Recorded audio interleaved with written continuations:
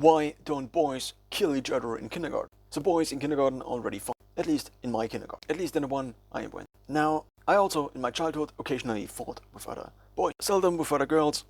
This is obviously a joke. So now, if human children, in particular boys, fight each other already using their bodies to gain physical dominance over the other person, to possibly already establish dominance hierarchy, why don't they escalate and use already sharp objects like scissors, which are present in kindergarten, I guess, stones, etc., to seriously physically harm each other?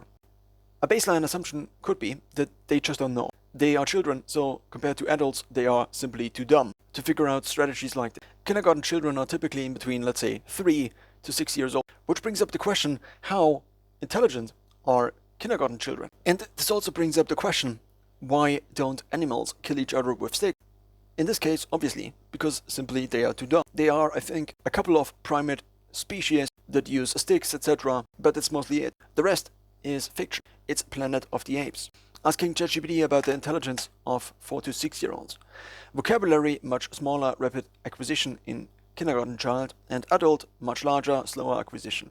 Working memory 2 to 4 chunks, adult 4 to 7 chunks depending on task. Attention control in children unstable, stimulus driven, in adults more sustained, goal direct. Processing speed much slower in kindergarten children and faster and more efficient in adults. Inhibitory control in children weak, in adults much stronger.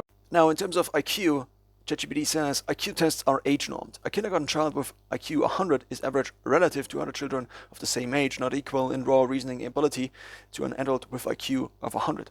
But in terms of IQ, obviously it would be interesting how a child compares to an adult, which is the next question I asked. There is an old formula which is IQ is 100 multiplied by mental age divided by chronological age. In IQ discussions, etc., GPT is usually quite useless. Unless one asks very specific questions, one usually gets, oh, everybody, not very useful answers. So I did ask to draw a graph of IQ over time, over age, and standardized to adult IQ. So at age 4, we roughly have 20